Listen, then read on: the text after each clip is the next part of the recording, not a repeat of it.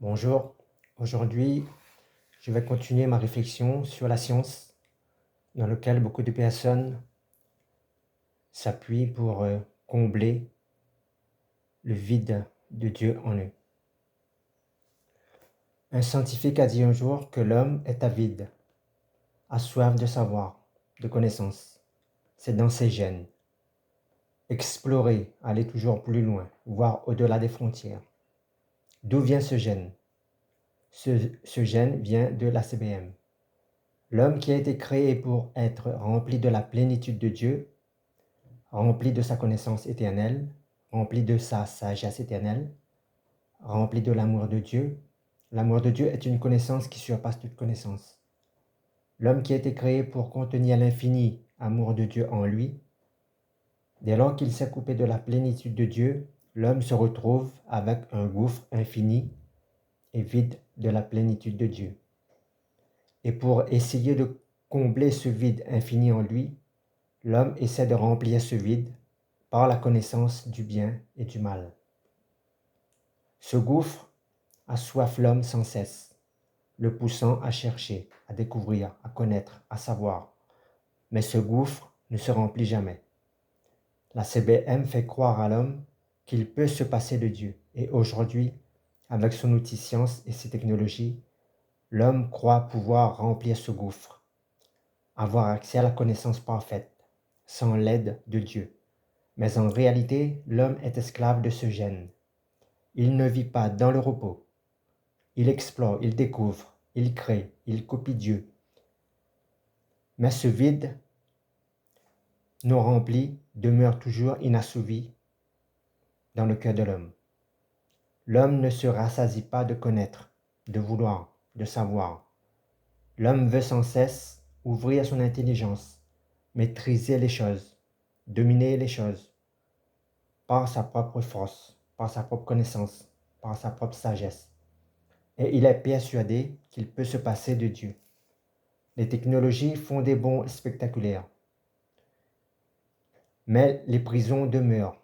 Les meurtres, la violence, le suicide, le viol, les guerres, la destruction de la nature au profit de la rentabilité, au profit de l'économie. On ne consomme plus pour vivre, mais on consomme pour atteindre un objectif de croissance. Privé de Dieu, l'homme s'est rempli d'une plénitude, d'illusions, d'apparence. Le bonheur, l'amour, la vie ne peut pas être fabriqué par la science, ni par une connaissance. Le bonheur, la paix, la joie, la tranquillité, le repas, l'espérance sont des denrées, sont des nourritures que l'homme ne peut pas produire par lui-même, ni par sa science, ni par ses connaissances, ni par les religions. Seul Christ, seul l'arbre de vie est capable de remplir ce vide infini, ce gouffre infini que Dieu a créé en nous. Car l'amour de Christ, l'amour de Dieu est infini, sans commencement, ni fin. Pour comprendre et connaître l'éternité de Dieu, la grandeur de Dieu, l'amour de Dieu, la sagesse, la science de Dieu, dans son éternité, la plénitude de Dieu en nous, étanche notre soif de savoir, de connaissance, comble le vide que Dieu a créé en nous. Dieu a mis en nous l'infini, l'éternité, afin que nous soyons remplis de sa plénitude éternelle. Avec la CBM, notre soif de savoir ne sera jamais comblée. La CBM crée l'avidité, le gouffre de l'amour, la paix, le repos, etc. en nous ne peut être rempli que par Dieu lui-même. Car le vrai amour, la vraie paix, le vrai repos, la vérité vient de Dieu. L'homme tente de combler le vide qui se trouve en lui par la réalité virtuelle, des sciences, des technologies, par des distractions de toutes sortes, par des distractions de toutes sortes, de plaisirs de toutes sortes. Mais l'homme est sous l'emprise de cet assoiffement. L'homme est toujours assoiffé. Et toute sa science, toutes ses connaissances, ses savoirs, tous ses plaisirs, ses distractions n'arrivent pas à étancher sa soif. Nous avons été créés pour recevoir un gouffre de vie éternelle. Mais la CBM a créé en nous un gouffre de mort éternelle. Et seul Christ, qui est la plénitude de la divinité, peut remplir ce gouffre de ténèbres, de mort éternelle.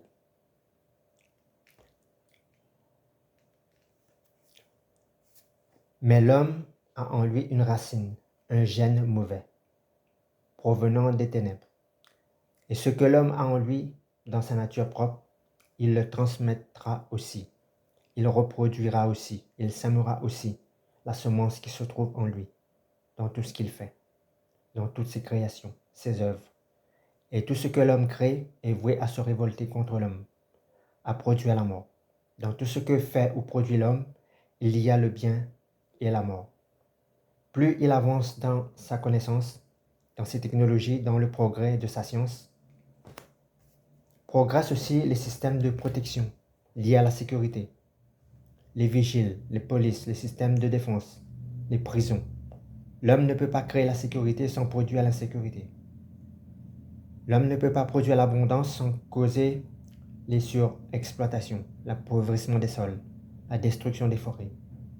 L'homme crée l'abondance et cette abondance génère le diabète, les cancers, les AVC, le stress. L'homme est incapable de produire le bien sans le mal, car le bien et le mal forment une même chair, un seul corps. La vérité et la vie forment une seule chair.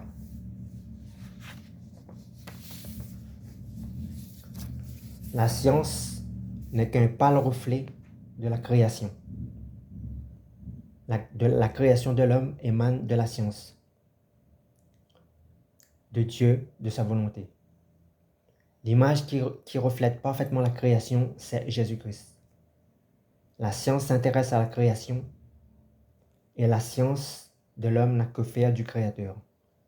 Mais la création aussi n'a que faire de la science de l'homme, car la science qui a produit la création ne vient pas de la science de l'homme, mais de la science de Dieu. La création obéit à Dieu et non à la science de l'homme. La création précède la science de l'homme. C'est pour cela que la science peut étudier les objets de la création. La science loue la nature, loue ses découvertes, loue les lois qui gouvernent l'univers, loue ses scientifiques. Mais la création, elle loue son créateur. On dit souvent les lois de la nature. Si la nature est capable de produire des lois, c'est-à-dire de légiférer, c'est que la nature est une personne. Les hommes ont produit des lois pour les hommes. La nature a produit des lois pour la nature. Mais les lois n'ont jamais produit ni des hommes, ni la nature. Les hommes existent avant les lois des hommes. La nature n'a jamais dit que les lois de la nature viennent d'elle. Ce sont les hommes qui disent que la nature a produit des lois.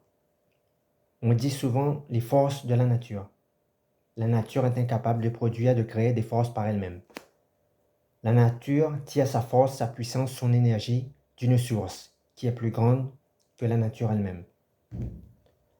A-t-on prouvé scientifiquement que les lois de la nature ont été produites par la nature? Que les lois de l'univers viennent de l'univers? Les lois de l'univers ont produit et réglé l'univers. Mais qui a produit ces lois?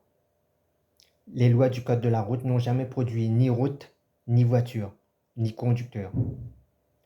La science nous donne la connaissance pour produire un avion.